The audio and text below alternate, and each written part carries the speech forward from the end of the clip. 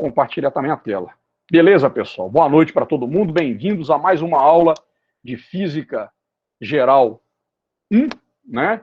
Nessa aula de hoje nós vamos continuar resolvendo exercícios de análise dimensional, tá bom? Beleza? Aqui, né, hoje, aqui eu já vou... Opa, não é esse não. Esse aqui é uma aula, uma outra aula que eu estou trabalhando. Essa daqui, ó. Vocês estão vendo aí? Tá? Pode ler aqui, ó. Aula síncrona, 18 de fevereiro de 2021, Física Geral 1. Certo? O que acontece? Deixa eu falar uma coisa. Hoje, às 15 horas e 43 minutos, a Amanda de Castro me mandou um e-mail pedindo, tendo dúvida nos exercícios 6 e 7 da lista. Tá bom? Aí, olha, só 15h43. Eu não estava com eles preparados para essa aula de hoje, mas eles já estão aqui para a gente resolver. O que eu peço para vocês? Me enviem as dúvidas de vocês. Por exemplo, hoje é quinta-feira. Me envie essa dúvida na segunda-feira, porque aí eu preparo esse exercício que você tem dúvida para a nossa aula de quinta, tá? A Amanda enviou para mim às 15h43 no e-mail. É isso aí, Amanda. Toda a dúvida que vocês tiverem, vocês mandem para mim, tá? Mas ela mandou meio em cima da hora, ainda bem que deu tempo para eu preparar. Então hoje, por exemplo, nós vamos começar a aula resolvendo o exercício número 6 e 7 que a Amanda me solicitou por e-mail, tá bom? E depois nós vamos resolver outros exercícios aí que a gente tiver tempo. Tá beleza, pessoal? Agora eu peço para vocês mandarem para mim. Opa! Mandarem para mim. Deixa eu ver aqui.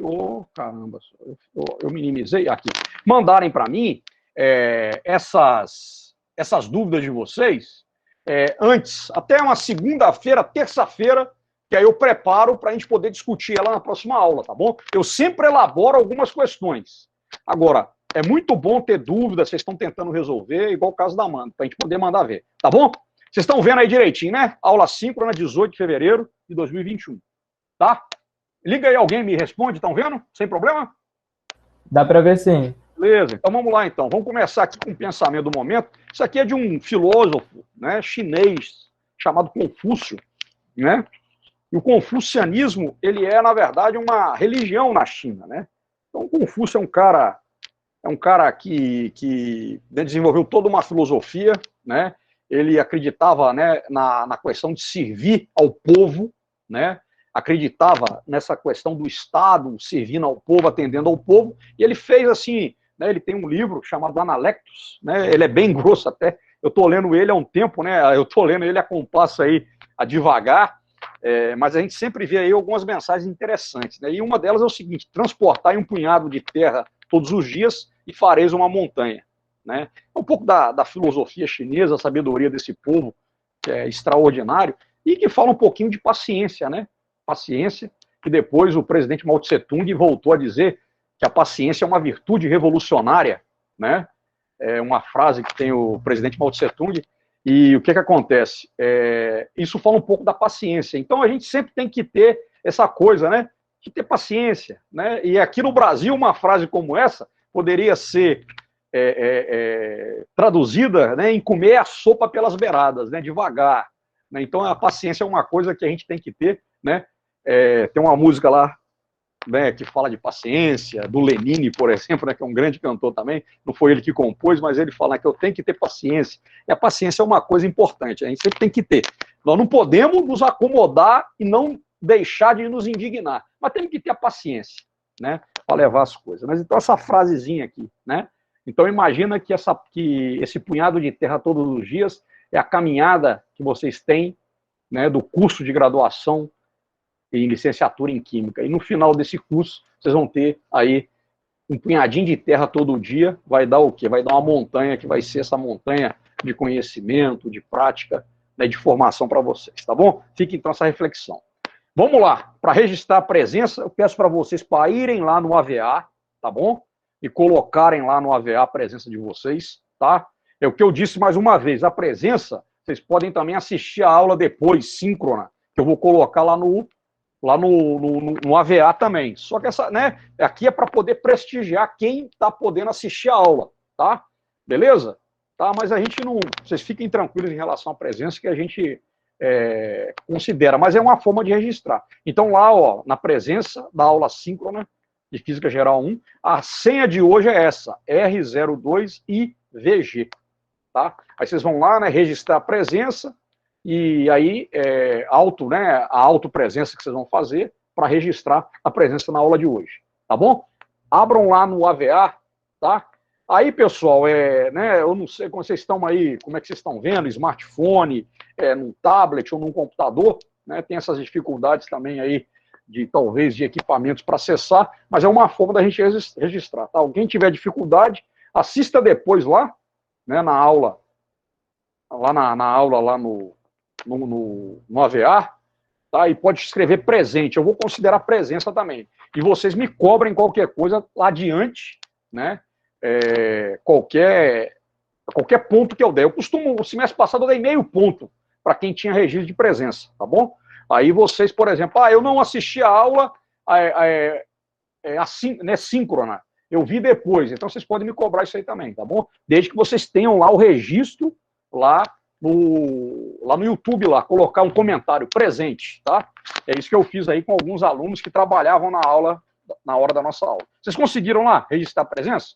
Deixa eu voltar lá para dar uma olhada lá lá no chat. Aqui eu vou colocar aqui, meu prezado, também. Ô Gutierrez, você tem uma dúvida de método científico?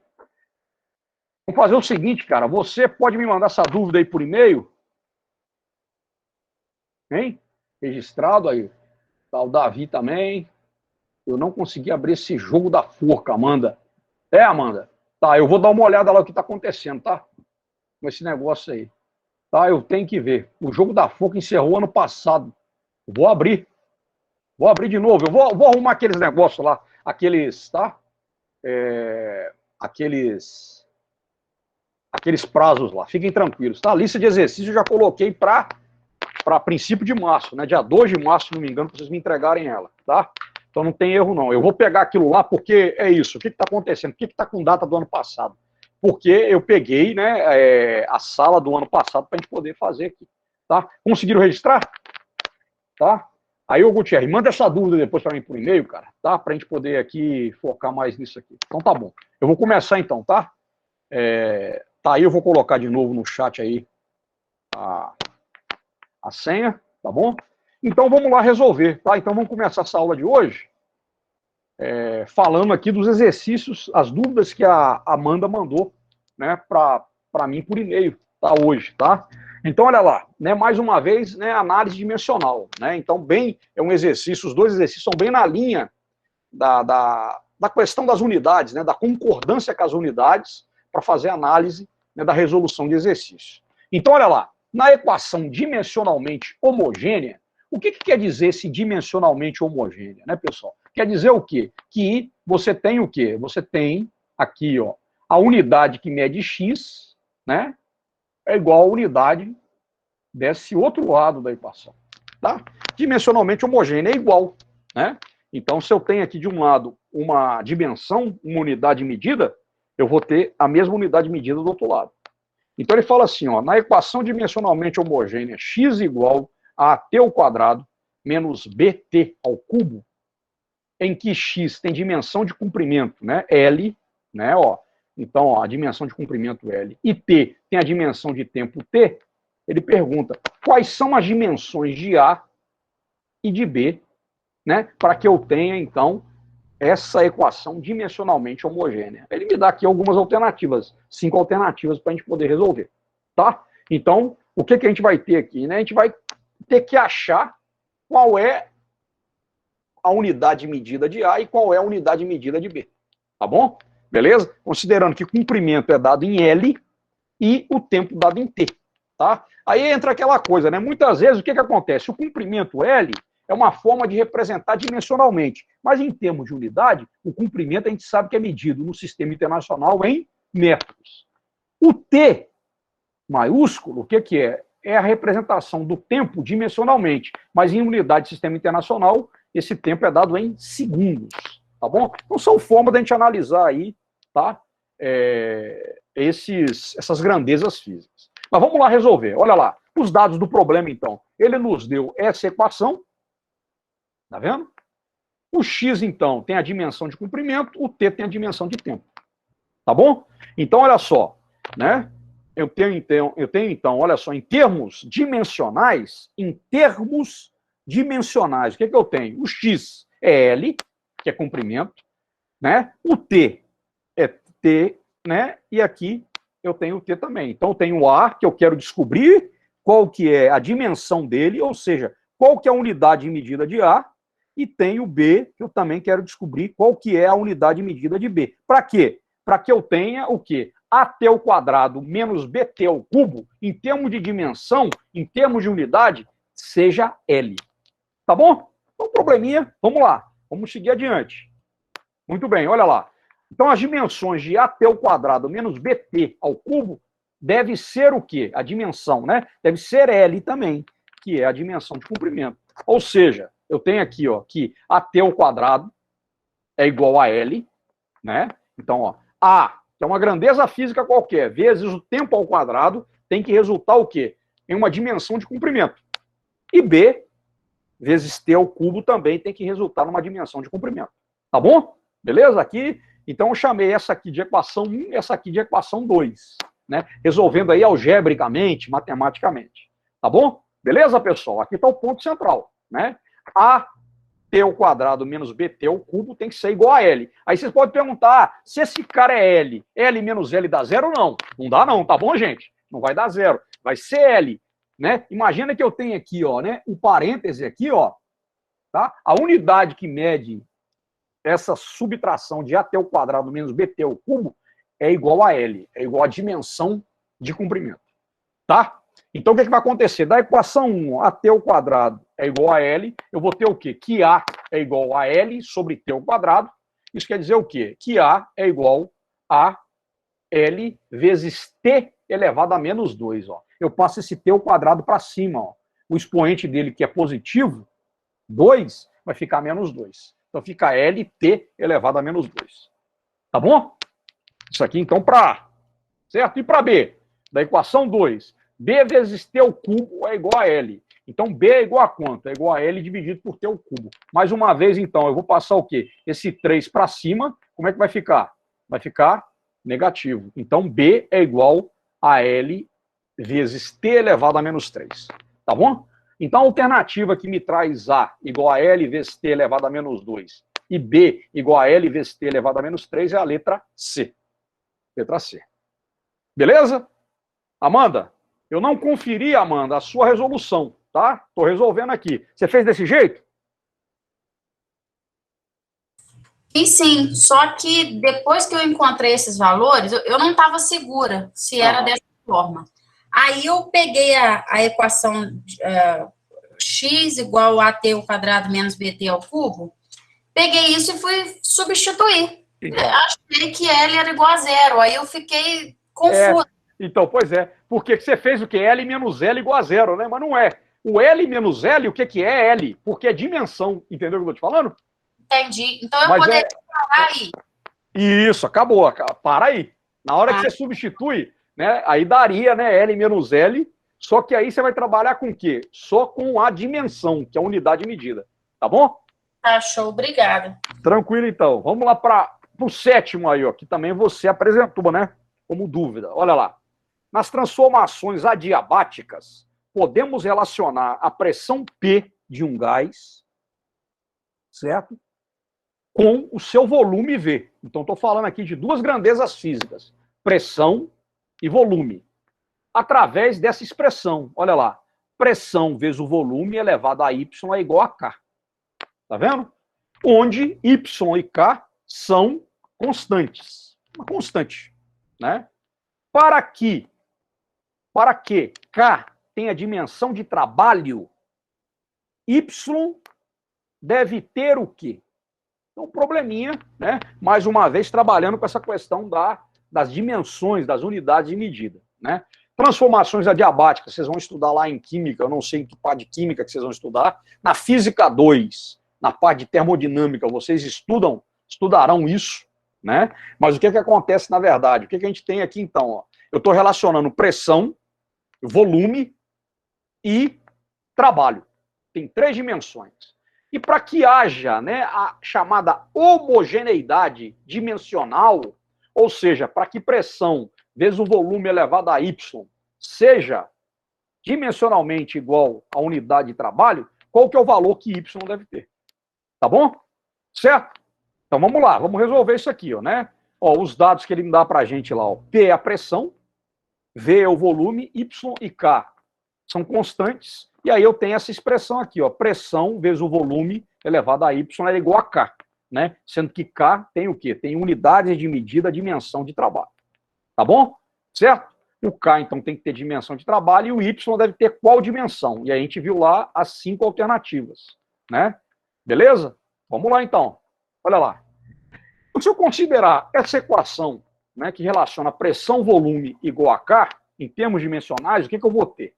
Olha lá, vou partir aqui de uma definição de pressão, tá, gente? Aí eu vou pegar um pouquinho do conhecimento que vocês têm de ensino médio, tá?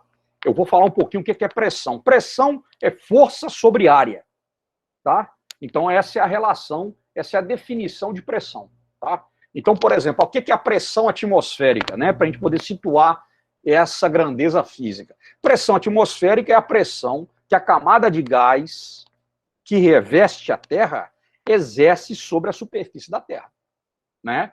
Então, por exemplo, a pressão atmosférica, ela é da ordem de 100 mil newtons por metro quadrado. Isso no nível do mar.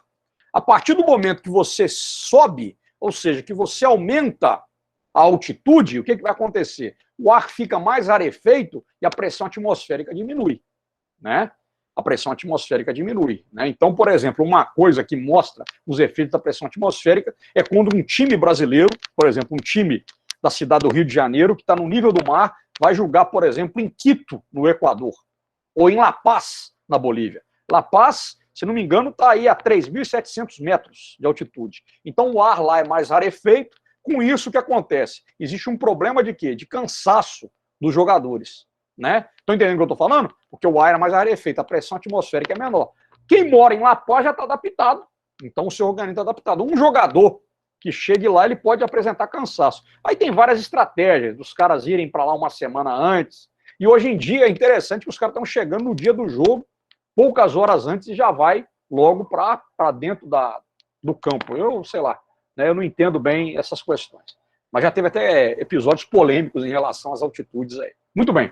Então é isso, tá bom? Então, ó, a força exercida sobre uma área é a pressão, tá? Eu falei da pressão atmosférica, mas você tem a pressão, por exemplo, né, andar de salto alto numa praia, não dá. Por quê? Porque o salto vai afundar na areia. Por que o salto afunda na areia?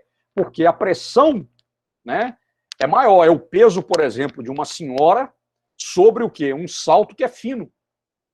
Então, a área é pequena, a pressão é grande, o salto vai afundar na areia. Então, você usa, na verdade, para andar na areia, o quê? Um chinelo, né? Da mesma forma na neve, né? Para você andar na neve, né? E andar confortavelmente lá, imagina aí neve, 2 metros de neve, né? E agora no hemisfério norte está tendo muito problema de nevasca, né? A loucura do clima. Por exemplo, você tem que usar aí aquelas, né? É um platô, né? Você calça ali, tipo uma rede, você vai andando igual sapato de palhaço. Por quê? Porque aí você tem uma área maior, consequentemente a pressão vai ser menor. Então, só para definir o que é pressão, tá bom? Em termos de unidades, essa pressão, o que ela vai ser? Vai ser a unidade que mede a força, que é Newton, dividido pela unidade de área no sistema internacional, que é metro quadrado, tá bom? Então, eu tenho que, dimensionalmente falando, em termos de unidade, eu tenho o quê? Que a pressão é medida em Newton por metro quadrado, tá bom? E o volume? Volume, em unidades do sistema internacional, é o quê? É metro cúbico, beleza? Então, olha lá. E o trabalho? O trabalho, ele é definido como sendo o quê? Força vezes deslocamento, né? Então, a força medida em newtons, o deslocamento em metro, a unidade, em termos dimensionais, o trabalho, ele é dado por quê? Por newton vezes metro, que vai dar o joule, né? Mas nós vamos pegar aqui, ó, newton vezes metro, que é o joule, né? Em termos de unidades aí, mais básicas, né? Não fundamentais, mas mais básicas. Tá bom? Então tem isso aqui, ó. Pressão é Newton por metro quadrado, o volume é metro cúbico, e o trabalho, o que é? Newton vezes metro. Então como é que vai ficar isso aqui? Olha lá. Pressão vezes o volume elevado a Y. É igual a quanto? Em termos de unidade. Newton por metro quadrado vezes metro cúbico elevado a Y. Tá vendo, ó? Aqui eu já posso o quê? Simplificar, né? Ó, corto esse metro cúbico com esse metro quadrado. Aqui sobra o quê? Metro elevado a Y. Concordam comigo? Cortei aqui, ó. Então, o que eu vou ter no final? Que pressão vezes volume elevado a Y é Newton vezes metro elevado a Y. Oba! Então, como é que vai ficar aqui? Tá certo? Tá claro isso aqui? Simplifiquei, ó. Metro cúbico dividido por metro quadrado dá quanto? Dá metro elevado a 1. 1 vezes Y dá quanto? Dá Y. Então, como é que vai ficar isso aqui? Olha lá, ó, né? Ficou meio apagado aqui, ó. Newton vezes metro elevado a Y é igual a Newton vezes metro elevado aqui, ó, a quem? A 1. Então, o que eu vou ter? Eu vou ter que Y é igual a 1. Ou seja, Y, ele é o quê? Adimensional. Ele não tem dimensão. 1 é 1. É um número. Né? Não tem dimensão. Não é metro, não é Newton, não é quilo, né? Não é segundo. Estão entendendo? Então, a alternativa, né, que fala que Y tem que ser adimensional é a letra E. Tá claro isso aí? E aí, pessoal? Sem problema? Alguma dúvida? Tá? Mais uma vez, o que é? É um exercício de quê? De contas, né? Matematicamente falando, para ajustar aí, no caso, as dimensões das grandezas físicas. Tem alguma dúvida disso aí, pessoal? Hein? Ó, o silêncio, então, vou considerar que está certo. Tranquilo? Se vocês quiserem que volte alguma coisa, podem me falar. Tá bom? Tranquilo? Então vamos adiante. Tá bom, tô indo, hein? Resposta letra E. Ó, agora nós vamos falar um pouco, fazer alguns exercícios aqui de estimativa, né? Que é uma parte também, né, desse tópico 1, né? Análise dimensional e estimativa, né? Então é o exercício 11 da lista, tá? Vamos a ele? No Brasil, a gente usa como unidade de volume de água o milímetro de chuva. Milímetro de chuva. Definido como o quê? O volume de água suficiente para cobrir uma área de 1 metro quadrado até a profundidade de 1 milímetro. Olha só, tá? Então a gente fala assim, choveu 20 milímetros em Itaperuna, né? Nessa semana, nesses dias agora, eu não sei qual que foi aí o nível pluviométrico, né? Mas vamos supor, choveu aí 20 milímetros. Isso quer dizer o quê? Que 1 milímetro de chuva é o quê? É a quantidade de água que vai fazer com que uma área de 1 metro quadrado, tá, seja permeável de chuva em 1 milímetro. Tá? Beleza? Então 20 milímetros de chuva é mais do que isso. Aí o que ele fala aqui? Ó? Uma forte tempestade despejou 50 mililitros de chuva em 30 minutos sobre uma cidade com uma área de 25 quilômetros quadrados. Então, tá? Então, você teve o quê? Durante 30 minutos, uma chuva forte que despejou 50 milímetros de água, né, de chuva. Né? A gente fala assim, milímetro não é unidade de comprimento? Sim. Só que 1 milímetro de chuva é uma unidade de volume. Por quê? Porque você pega a área de 1 metro quadrado, então a área vezes a profundidade 1 milímetro, então você pega a área vezes a profundidade, vai dar o quê? Vai dar volume. Entenderam? Isso é interessante, né? Aí ele dá esse dado para nós, 50 milímetros de chuva em 30 minutos sobre essa cidade de área 25 quilômetros quadrados. Aí pergunta na letra A, que volume de água em milímetros de chuva caiu sobre a cidade? Tá? Certo? Então aí é em milímetros de chuva, tá bom? Que massa de água caiu sobre a cidade? Considerando que a densidade da água é de 1 vezes 10 ao cubo quilograma por metro cúbico. Ou seja, 1 metro cúbico de água tem o quê? Tem 1000 quilos, né, de massa. Né? A densidade, ela relaciona o quê? Massa sobre volume, como a gente falou aqui. Massa sobre volume. Tá claro esse problema, gente? A gente tem que entender primeiro o problema. Então ele me definiu o que é a unidade milímetro de chuva, depois me deu a informação de quanto de chuva que caiu nessa cidade, que tem uma área de 25 quilômetros quadrados. Tá bom? Vamos resolver então esse cara aqui, ó, tá? Bom, primeiro, né, os dados então, repetindo, né?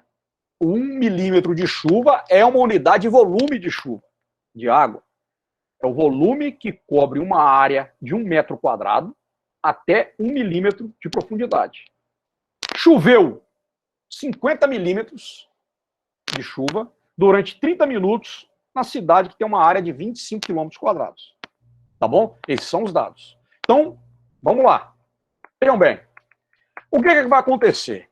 Em 1 metro quadrado, cai um volume de 50 milímetros de chuva. Esse é o dado. 50 milímetros, né? Quer dizer o quê? Que caiu em 1 metro quadrado.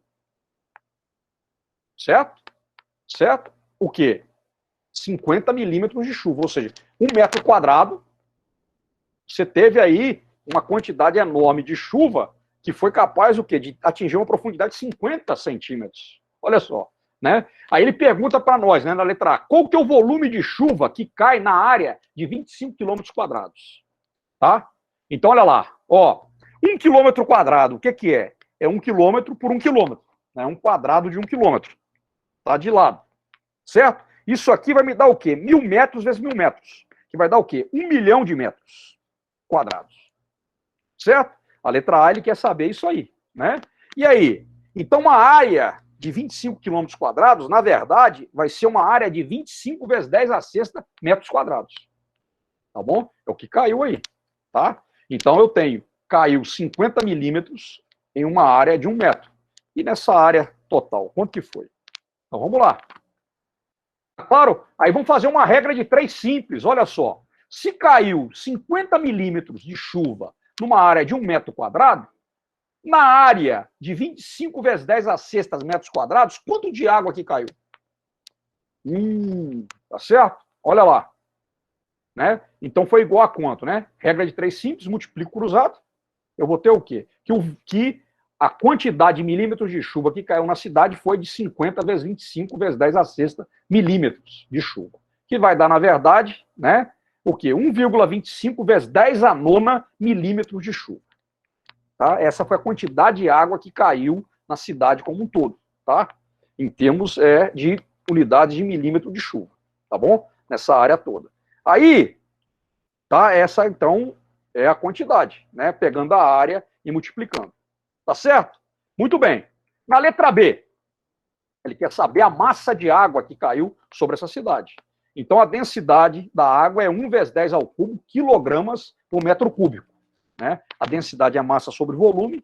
Então, eu vou ter o quê? Se 1 milímetro de chuva é o volume de água que cai numa área de 1 metro, penetrando 1 milímetro de profundidade, e considerando que 1 milímetro é a milésima parte de 1 metro, ou seja, 1 milímetro é igual a 10 elevado a menos 3 metros, o que eu vou ter, então? Eu vou ter aqui o seguinte, ó, né? Então, o volume de 1 milímetro de chuva em metros cúbicos, quanto é que é? Vai ser o quê? A área de 1 metro quadrado vezes 10 elevado a menos 3 metros. Ou seja, o que eu vou ter aqui? Ó, eu vou ter, na verdade, 10 elevado a menos 3. Perdão, gente, aqui está errado, gente. Aqui eu fiz um cálculo errado. Né? Vai ser 10 elevado a menos 1 metros cúbicos. Tá bom? 10 elevado a menos 1 metros cúbicos. Tá? Espera um pouquinho, deixa eu só ver aqui, gente.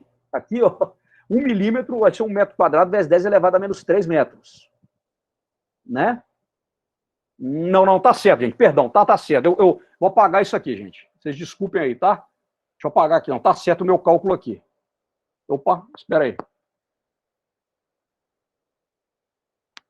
Opa, deixa eu só sair aqui que eu... Deixa eu voltar aqui. Vocês me desculpem aqui, gente. Aqui, ó, vamos lá. Ó, aqui tá certo, gente. Aqui, ó. O que é? É 1 metro quadrado vezes 10 elevado a menos 3 metros. Então, metro quadrado vai dar 10 a menos 3. Ó, 1, que é 10 elevado a 0, tá? Vocês me desculpem aqui, tá, gente? Que eu mudei aqui, não, mas na verdade é isso mesmo, ó. 1 metro quadrado vezes 10 elevado a menos 3 metros, na verdade, vai dar 10 elevado a menos 3 metros cúbicos, tá bom? O que é isso aqui, tá? Desculpe aqui, vai ser 10 elevado a 0 metros quadrados, tá vendo? Vezes 10 elevado...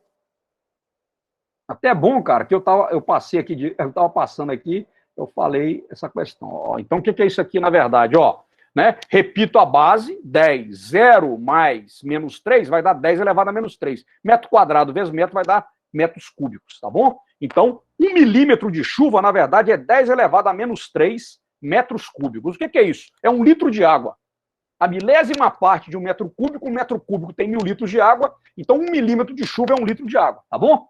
Beleza, gente? Tá? Só para consertar aqui essa questão. Então, o volume de água em metros cúbicos que vai cair sobre a cidade vai ser quanto? Vai ser aquela quantidade de milímetros de chuva, 1,25 vezes 10 a nona, vezes o quê? Vezes o volume de 1 milímetro de chuva, né? 1 milímetro de chuva que é igual a 1 litro de água. Então, na verdade, o que eu tenho aqui? Ó? Eu vou ter 1,25 vezes 10 a sexta metros cúbicos. Ou seja, né, 1.250.000 metros cúbicos. Ou seja, 1.250.000 caixas d'água de 1000 litros, que é a quantidade de água, o volume de água que cai sobre essa cidade. Tá? Se a gente for pegar essa massa de água, o que eu tenho que fazer? Eu vou multiplicar a densidade vezes o quê? Vezes o volume, tá? Então, a densidade da água, que é 1 vezes 10 ao cubo, quilos por metro cúbico, vezes 1,25 vezes 10 a sexta metros cúbicos, eu vou ter o quê? Que a quantidade de água é de 1,25 vezes 10 a nona quilogramas, né? Então, você já tem aí o quê? Você já tem aí 1,25 bilhão de quilos, ou 1.250.000 toneladas de água que cai sobre essa cidade de 25 quilômetros quadrados. Tá certo? Olha lá, né, uma quantidade aí enorme, né, de água. Tem um, né, aí, esse aqui seria, então, o resultado. Tá bom? Matematicamente falando, resolvendo, tá? Beleza? Tem alguma dúvida desse exercício aqui, gente? Vocês viram aí o que a gente fez? A gente foi trabalhando com as unidades, a gente foi trabalhando com as definições, todas elas dadas pelo problema. Tá? Tranquilo? Vocês estão meio calados, eu não sei quantas pessoas estão aí, quantas pessoas aí estão presentes aí, mas estão... Beleza, galera? Tem alguma dúvida disso aí? Alô? Alô? Tranquilo? Certo? E aí, galera? De repente eu caí. Certo, professor, pode continuar. Não, tô tranquilo então, porque muitas vezes eu posso ter caído e ninguém falou nada, né? Mas tudo bem. Então o que acontece? Agora isso traz para nós uma reflexão, pessoal. Eu quero falar para vocês aqui. Pessoal, é muita água, cara, numa chuva, cara. Deixa eu falar para vocês uma coisa que aconteceu comigo. Nesses dias atrás, aí, há um mês mais ou menos, eu fiquei sem água aqui em casa. E aí caiu um pé d'água, meu irmão. E aí eu comecei a colocar balde, cara, na calha. Né? Eu tenho uma cobertura sobre a minha casa, uma cobertura razoável, né, que cobre a minha casa, e eu comecei a pegar água. Peguei água, enchi um tambor que eu tenho aqui de 200 litros, que eu reaproveito, né? Eu e a minha companheira, a gente reaproveita a água da lavagem de roupa, né, da máquina de lavar, para lavar chão, e fui encher aquele cara, enchi outro. No final, cara, eu devo ter arrecadado, pegando balde, pegando bacia, mais ou menos 300 litros de água. Eu aproveitei, até tomei banho de chuva, coisa que eu não fazia há muito tempo, né? Agora, vocês já imaginaram? Aí fica numa coisa, deixa eu falar para vocês, essa coisa de que a água está acabando. Se as nossas cidades tivessem sistemas, né, para quê? Para que a água ela permeasse, né, ela fosse possível, ela fosse permeável no solo, ou seja, se a gente tivesse menos asfalto, menos cimento, essa água, ao invés de correr para o rio Muriaé, dando o caso de Itaperuna, ela entrasse no solo, o que ia acontecer? Ela iria se filtrar e ia para os lençóis freáticos. Estão entendendo o que eu estou falando? Ao invés de ir, por quê? A água de chuva que vai para o rio, meu irmão, ela vai embora, vai para o mar. E vai misturar com água salgada. Vocês estão entendendo o que eu estou falando? Porque existe uma falácia de que a gente tem que economizar água, que a água está acabando. Pessoal, é o ciclo hidrológico, que está louco. Por quê? Tem tempo que chove muito, tem tempo que fica muito seco. Mas existe água, pessoal. Vocês estão entendendo? O que falta, o que é? É você gerenciar essa água. É aí por trás do discurso de que está faltando água, eles querem transformar a água em mercadoria. É o que está acontecendo agora com a SEDAI, que está para ser privatizada. Né? Então eu moro aqui perto de uma... Né? Eu moro no pé de um morro aqui, né? Aqui na minha vizinhança. E o pessoal lá do alto do morro aqui ficou 15 dias sem água. Aí eu estava falando com alguns moradores, né, vizinhos meus, falei, ó, isso aí tudo é para poder desacreditar a SEDAI, que é uma empresa pública, e privatizar, entregar ela na mão dos gringos. Que vão o quê? Vão pegar uma estrutura já construída, vão cobrar todo mês essa conta de água que é absurda e vão mandar os lucros para quem? Para os estrangeiros. Estão entendendo o que eu estou falando? Então, gente, o que falta em relação à água, né, na minha opinião, é gestão. E aí, quando a gente faz um problema como esse, olha a quantidade de água. Se fosse gerenciada, né? Se tivesse, por exemplo, né, condições dela entrar no solo e alimentar os lençóis freáticos, você teria o quê? Condições de quê? De ter aí reservas de água e tudo mais. Né? A natureza, ela continua funcionando de forma meio louca, em períodos de seca muito grande, períodos de chuva que inundam tudo, mas a água está aí, gente, é um ciclo, é um ciclo, é o ciclo hidrológico. Eu estou falando isso aqui só para a gente poder não cair nesse canto da sereia que fala que a água está acabando. E aí, muitas vezes, falam para a gente economizar água em casa, sendo que o maior consumidor de água é o quê? É o chamado agronegócio, os grandes latifúndios, que consomem 70% da água disponível. Né? Então, só para a gente dizer isso aí, né? Óbvio que a consciência ambiental nos pega. Por exemplo, eu lavo o chão da minha varanda, do meu quintal, com água, reuso de água, água de lavagem de roupa, porque eu tenho essa consciência, né? Mas também estou economizando por causa do meu bolso, né? Mas é só para a gente poder alertar sobre isso. Mas vamos seguir adiante, vamos para mais um problema. Olha lá, aqui é um problema relacionado com combustível, né? E aí é o número 13 da nossa lista de exercício, tá? Aí de análise dimensional. Olha lá. O consumo de gasolina na Europa é medido em litros por 100 quilômetros. É interessante isso, né? Aqui, por exemplo, nos carros do Brasil, você vê lá, consumo, né? 10 quilômetros por litro. Lá na Europa, é o quê? É litro por quilômetro. Por 100 quilômetros, perdão. Aí, por exemplo, eu estou falando que eu morei lá, né? 2 anos lá na Espanha, e aí eu não tinha carro lá não, lá eu andava de bicicleta. Eu e a minha família. Mas o que acontece? Quando a gente pegava carona e a gente tinha amigos, né, famílias espanholas amigas, a gente via lá, lá no painel do carro marcava assim, 14,7 litros por 100 quilômetros. Né? É uma forma diferente deles medirem. Né? Então eles medem por 100 quilômetros de consumo. 14,7 litros por 100 quilômetros, né? Faz a conversão aí, é isso que nós vamos fazer agora. Né? Então, por exemplo, ele fala aqui, um carro, um pequeno Opel, né, que é um carro da GM, General Motors, usa 7 litros por 100 quilômetros. Né, esse carro aí, 14, é um carro mais potente, né, vamos dizer. Enquanto que um Mercedes-Benz consome 23 litros por 100 quilômetros. Né? Então, estou falando aqui, um pequeno Opel, é um carro aí da GM, é um carro mais popular, com uma potência aí menor, né? 65 cavalos, vamos dizer, seria como se fosse aí um Gol, um Palio, um Uno, né? Vamos falar aqui em termos brasileiros. Enquanto você tem uma Mercedes-Benz, olha lá, o consumo dela lá em cima, 23 litros por 100 quilômetros. Aí ele pede para nós, converta essas medidas em quilômetro por litro, né? Que é o que a gente usa aqui no Brasil.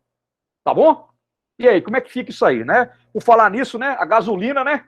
Rapaz, é brincadeira, hein? Gasolina 5,60, brother. 5,60. Caramba, né? É brincadeira, hein, meu velho? Tá doido, bicho. Vamos lá. Ó, bom, então vamos lá. Consumo de gasolina na Europa é medido em litros por 100 km. Então esse carro aqui que é da Opel, olha lá. É esse carrinho aqui, ó. É carrinho feio, né? Bonito demais, né? Ó, bonitão. Parece um Cruze, né? Que é da mesma Chevrolet GM, né? Ele consome, então, 7 litros por 100 km. Tá? Eu não sei se esse aqui é o pequeno Opel ou não, mas foi a imagem de Opel que eu achei. E a Mercedona consome o quê? 23 litros por 100 km. Qual que é o consumo desses dois carros em quilômetros por litro? Que é a unidade de medida de eficiência, né, energética e de consumo de carro no Brasil. Então, vamos lá. O Opel, uma regra de 3 simples. Olha lá, o carro da Opel, da GM. 7 litros em 100 quilômetros. Então, 1 litro, o cara vai rodar quantos quilômetros? X. Regra de 3 simples, pessoal. Trivial. 7x é igual a 100. Então, esse carro faz o quê? 14,28 quilômetros por litro. Tá bom, né? Bom demais, não tá? Hein? Muito bom, né? O carro econômico. O problema é o preço, né? Da gasolina. Né? Para nós aqui tá bravo. Então, pronto, achei aí o consumo do carro da Opel. Vamos lá, a Mercedes agora, uma regra de 3 simples, olha só. 23 litros, a Mercedes percorre uma distância de 100 quilômetros. 1 litro, qual que é a distância que ela vai percorrer? Vai ser X. Então, 23 vezes X é igual a 100, tá? Então, eu tenho aqui, ó, que X é igual a 100 sobre 23, olha como é que a bichinha bebe, né? Bebe pra caramba. 4,35 quilômetros por litro. Então, tá aí, meu irmão. Quer andar de Mercedes? Vai pagar pra caçamba, né? 4,35 km por litro, tá bom? Então é isso aí, né? Uma análise aí simples, né? Essa questão de estimativa, trabalhando com unidades, trabalhando com conversão de unidades, tá bom? Tá claro aí? Sem problemas? Beleza. Então vamos lá, tá mais um aqui então, hein? Tá? O número 15 da lista. Olha lá, o número 15 da lista, né? Olha lá. Vamos lá. Tô seguindo adiante. Tem alguma dúvida aí do exercício número 13, meu povo? Tranquilo? Pode seguir. Vai lá, meu irmão. Beleza. Olha lá, número 15 da lista. Segundo a Google, cada procura feita no seu site gera cerca de 0,2 gramas de dióxido de carbono. Gás que contribui para o efeito estufa. Né? Olha lá, né? Aquela coisa, é o data center. Né? E aí, que coisa é essa? Né? Então, você tem lá as buscas que se faz no site de procura, que é o Google, você tem o quê? As informações estão em data centers, né? Que são grandes depósitos em que está tudo. Então, o seu e-mail, meu irmão, seu e-mail lá, zedascove@gmail.com, né? O Gmail do Zé das Couve é da Google. Ele está lá numa caixinha em algum lugar do mundo. Tá? Pode ser na Califórnia. Esses caras têm data centers espalhados pelo mundo. Aí, quando o Zé das Couve vai lá e vai ver o e-mail dele, né, tem a caixinha física lá. Ele vai lá num HD que está armazenando esse negócio. Aí você fala, oh, que bom, né? O meu e-mail é gratuito, é da Google, é Gmail. Rapaz, quando a coisa é de graça, o produto é você. Ouviu? A Google ganha dinheiro pra caramba, cara, nas suas costas, meu irmão. Né? Certo? Ganha muito dinheiro nas suas costas, entendeu? Então, meu irmão, não tem nada de graça, brother. Não tem nada de graça, né? Quando alguma coisa... Facebook é de graça, Instagram é de graça. O produto é você. Os caras estão ali vendo o que você gosta, o que você curte, né? Os caras estão te induzindo a comprar, entendeu? Saiu até um documentário há pouco tempo agora, vocês podem ver, acho que tem na Netflix ainda, esqueci o nome dele. Mas eu vi, tem as críticas, por quê? Porque os caras não vão na raiz do problema, né? Não existe, bicho, liberdade, democracia, internet para todos, cara, sob a égide desse sistema que a gente vive. Não tem, não adianta. Aí os caras falaram, que não sei o quê. A gênese, cara, disso tudo, né, do Vale do Silício, tá onde? Tá no dinheiro, brother, tá no dinheiro. Mas muito bem, então o negócio é esse, cara. E esses data centers, eles são alimentados com o quê? Com energia fóssil. Petróleo, carvão, tá bom? Né? Então tem vários estudos aí para os caras gerarem energia fotovoltaica, energia eólica limpa para armazenar o data center. Data center consome muita energia. E o fato é isso, por isso que tem essa equivalência entre uma consulta feita no site da Google e a emissão de CO2, né? Que é o equivalente de gases de efeito estufa. São vários, metano, CO2, é tudo equivalente, né? O metano, por exemplo, ele é 21 vezes mais poluente em termos de aquecimento global do que o dióxido de carbono. Mas tá claro por que você tem essas emissões? Porque as informações estão em um data center que é movido com energia fóssil, que é movida com energia que vem do carvão e do petróleo. Mas muito bem, aí ele pede assim, estime a quantidade total de dióxido de carbono gerada no mundo em um dia por procuras no Google. Para comparação, a produção total de CO2 devido à produção de energia nos Estados Unidos em 1999 era de cerca de 6 vezes 10 a 12 gramas de CO2 por dia. Tá certo? Beleza? Tá em grama, né? 10 a 12 é 1 seguido de 12 zeros, né?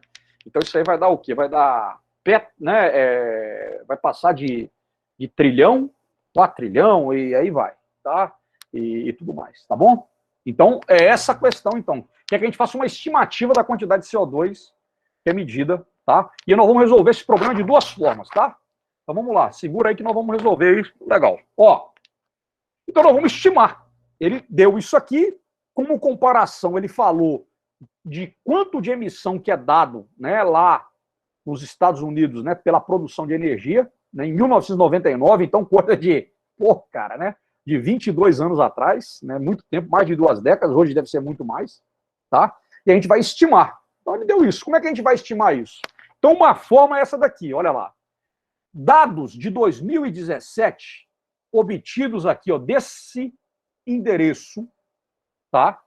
Né? Inteligenciarockcontent.com davam conta de uma média de 40 mil consultas de pesquisa no Google a cada segundo. Ou seja, a cada segundo, no mundo, haviam 40 mil consultas de pesquisa no site de pesquisa do Google. Tá bom? Beleza. Se cada consulta são 0,2 gramas de CO2, então o que eu teria aqui? Olha lá.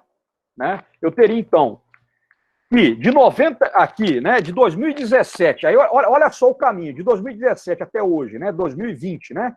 A gente pegou aqui, fechando aqui esse cálculo, pegando como parâmetro o ano de 2020. Se a taxa de crescimento da população foi de 1,05%, então o que acontece? Aquelas 40 mil consultas de 2017 se tornaram 41.700 consultas por segundo, né, em 2020, tá bom? Então eu fiz uma estimativa também. Estão vendo? Então me deu liberdade para fazer esse tipo de estimativa. Estou mostrando para vocês como é que você vai estimar. Né? Se em 2017 eram 40 mil, em 2020, 41.700 consultas no Google por segundo. Tá?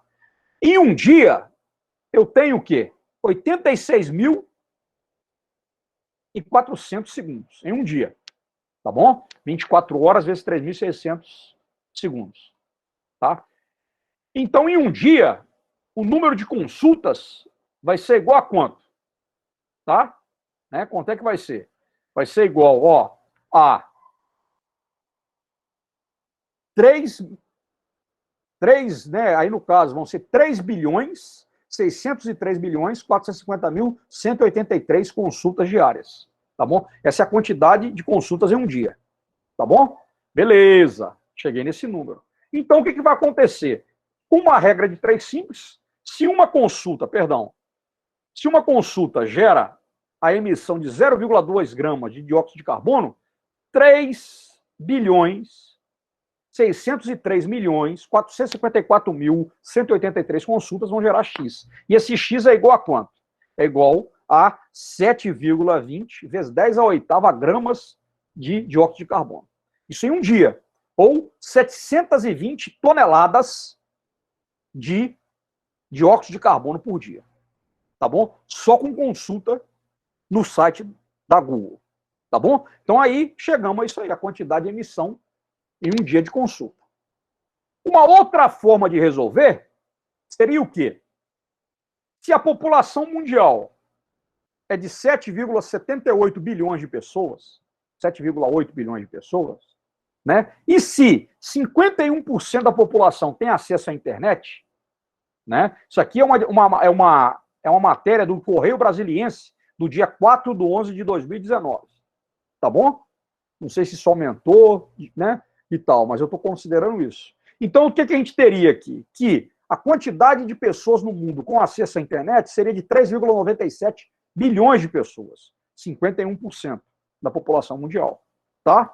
E aí, com isso, né, essas pessoas com acesso à internet, o que nós vamos ter? Se cada pessoa faz uma consulta no Google por dia, o que nós teríamos? Nós teríamos 3.970 milhões de consultas diárias. Tá? Beleza? É um jeito aí de a gente chegar a uma outra estimativa. Então, na verdade, fazendo mais uma vez uma regra de 3 simples, eu tenho que uma consulta emite 0,2 gramas de dióxido de carbono e 3.970 milhões de consultas vão emitir X, que vai dar, na verdade, o quê? Ó, 794 milhões de gramas de dióxido de carbono, que, na verdade, vai dar quanto? 794 toneladas de CO2 por dia. Então, de um jeito deu 720 toneladas de CO2 por dia, no outro deu 794 toneladas. É um valor bem próximo, né? Razoavelmente próximo. Tá bom? Então são as duas formas da gente calcular e fazer essa estimativa. Tá bom? Então quando se fala de estimativa é para estimar, não tem um valor correto, mas vocês vejam aí o método que eu usei, né? Para poder, que a gente usou para resolver esses problemas. Tá bom?